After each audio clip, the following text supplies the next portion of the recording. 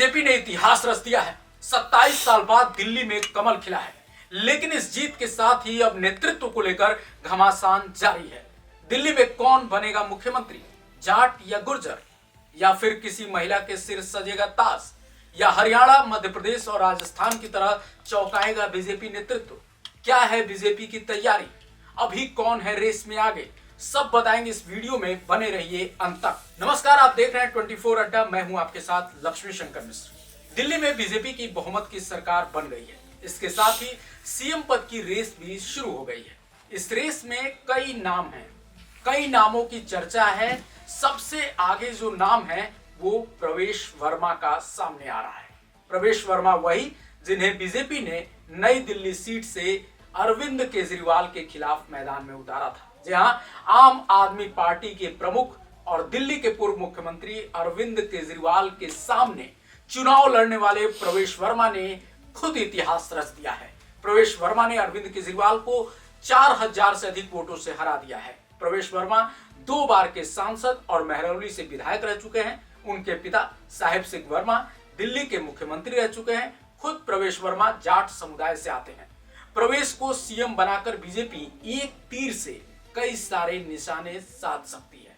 हरियाणा और राजस्थान के जाट समुदाय के साथ ही यूपी में 27 के विधानसभा चुनाव को देखते हुए पश्चिम यूपी की जाट बेल्ट को अगर आकर्षित करना है तो बीजेपी प्रवेश वर्मा को बना सकती है सीएम। और यही वजह है कि प्रवेश वर्मा का नाम इस समय सबसे ज्यादा चर्चा में है और हर कोई मान रहा है कि प्रवेश वर्मा वो एक नाम है जो दिल्ली में बीजेपी के सीएम उम्मीदवार हो सकते हैं। प्रवेश वर्मा के साथ ही जो दूसरा नाम सबसे ज्यादा इस समय चर्चा में है वो है दिल्ली के प्रदेश अध्यक्ष वीरेंद्र सचदेवा का। वीरेंद्र सचदेवा की बात करें तो पार्टी के पंजाबी लॉबी से आते हैं।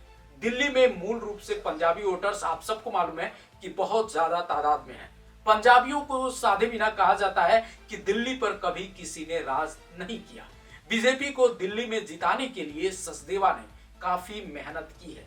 सचदेवा के नेतृत्व में ही यह जीत हुई है और इसीलिए वो इस समय सीएम पद के सबसे प्रबल दावेदारों में से एक है। खुद केंद्रीय गृह मंत्री अमित शाह और रक्षा मंत्री राजनाथ सिंह ने जिस तरह का ट्वीट किया है उसमें भी ये संकेत मिलता है कि सचदेवा को इस पद के लिए नेतृत्व की पहली पसंद माना जा सकता है, क्योंकि इन दोनों नेताओं ने एक्स पर पार्टी को बधाई संदेश देते हुए सचदेवा के कुशल नेतृत्व के लिए उन्हें अलग से मेंशन किया है। अब चलिए बात करते हैं कि आखिर इन दोनों नेताओं के अलावा वो कौन से नेता हैं जो इस समय सीएम पद की रेस में है। देखिए, बीजेपी सांसद मनोज तिवारी का नाम भी इस रेस में बहुत आगे चल रहा है। मनोज तिवारी लगातार तीसरी बार दिल्ली से बीजेपी के सांसद बने हैं। दिल्ली के पूर्व प्रदेश अध्यक्ष रह चुके हैं। पूर्वांचली वोटर्स की बात करें तो उनमें मनोज तिवारी की जबरदस्त पकड़ है। यूपी और बिहार के भोजपुरी वोटर्स को लुभाने के लिए पार्टी उन पर दांव खेल सकती है। आने वाले समय में आप देखिए 2027 में यूपी में विधानसभा चुनाव है, उसमें भोजपुरिया समाज बड़ा रोल अदा करता है। तो ऐसे में पूर्वांचली जो भोजपुरिया समाज है उसको आकर्षित करने के लिए मनोज तिवारी भी वो चेहरा हो सकते हैं जिन पे दांव खेला जा सकता है।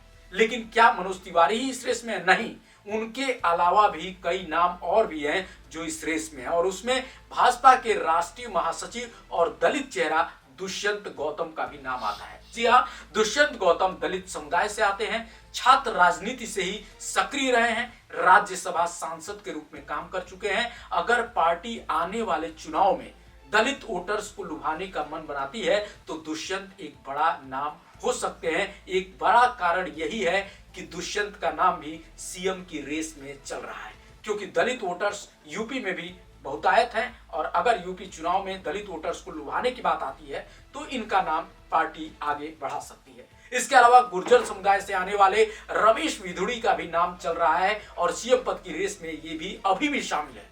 ऐसा इसलिए मैं कह रहा हूं क्योंकि ये सीएम आतिशी के खिलाफ विधानसभा चुनाव हार चुके हैं। लेकिन अगर पार्टी ओबीसी समुदाय को साधना चाहती है तो रमेश विधुड़ी एक चेहरा हो सकते हैं जिनके बारे में पार्टी सोच सकती है। इसके अलावा वो अपने आक्रामक बयानों के लिए भी जाने जाते हैं और शायद दिल्ली में हो सकता है बीजेपी ऐसे नाम पे सोच सकती है। इसके अलावा बीजेपी नेतृत्व हमेशा अपने फैसलों से चौंकाता है। यही वजह है कि कई ऐसे नाम हैं जो अचानक से सामने आ सकते हैं और सबको चौंका सकते हैं। इसमें एक बड़ा नाम विजेंद्र गुप्ता का भी है।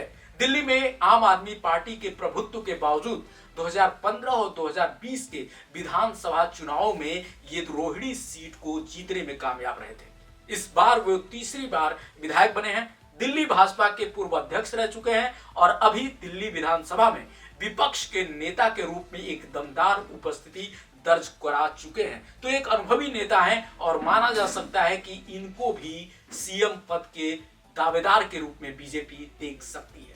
इसके अलावा अगर बात करें तो कांग्रेस की तर्ज पे शीला दीक्षित सरकार की तरह अगर बीजेपी किसी महिला नेत्री पर दांव चाहे तो खेल सकती है। अगर ऐसा होता है तो पूर्व केंद्रीय मंत्री स्मृति ईरानी का नाम सबसे आगे चल रहा है। स्मृति ईरानी भले ही इस बार लोकसभा चुनाव हार गई, लेकिन पार्टी में अभी भी उनका कद एक बेहतर और अच्छा माना जाता है कि एक ठीक ठाक कद उनकी पार्टी में है।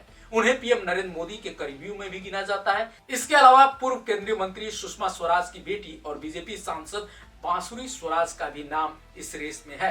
बांसुरी स्वराज ब्राह्मण हैं और पहली बार सांसद जरूर बनी है, लेकिन पार्टी के भीतर बहुत तेजी से उनका कद बढ़ा है। यही वजह है कि अगर एक युवा नेता की तरफ बीजेपी जाती है तो बांसुरी स्वराज का नाम सबसे प्रमुख रूप से उभर के आता है। इसके अलावा अगर महिला नेत्रियों की बात करें तो पूर्व केंद्रीय मंत्री मीनाक्षी लेखी का भी नाम इस रेस में काफी आगे है। आप सब जानते हैं मीनाक्षी लेखी बतौर प्रवक्ता भी काफी उनका एक बेहतरीन रिकॉर्ड रहा है और बीजेपी में एक अच्छा कद रखती है। इसके अलावा भाजपा के पास सिख सीएम का भी विकल्प है। सिख चेहरा मनजिंदर सिंह सिरसा राजौरी गार्डन से जीते हैं। वो 2 बार इस सीट से पहले भी जीत चुके हैं। सिरसा ने सिख समुदाय को भाजपा की तरफ मोड़ा और इसमें महत्वपूर्ण भूमिका निभाई है। इसका फायदा उन्हें मिल सकता है। सिख समुदाय को अगर बीजेपी साधना चाहे तो वो इन पर भी दांव खेल सकती है। अगर बीजेपी किसी नए चेहरे पर दांव खेलती है तो प्रखर हिंदुत्व चेहरे के रूप में उभरे कपिल मिश्रा भी एक बेहतर विकल्प हो सकते हैं।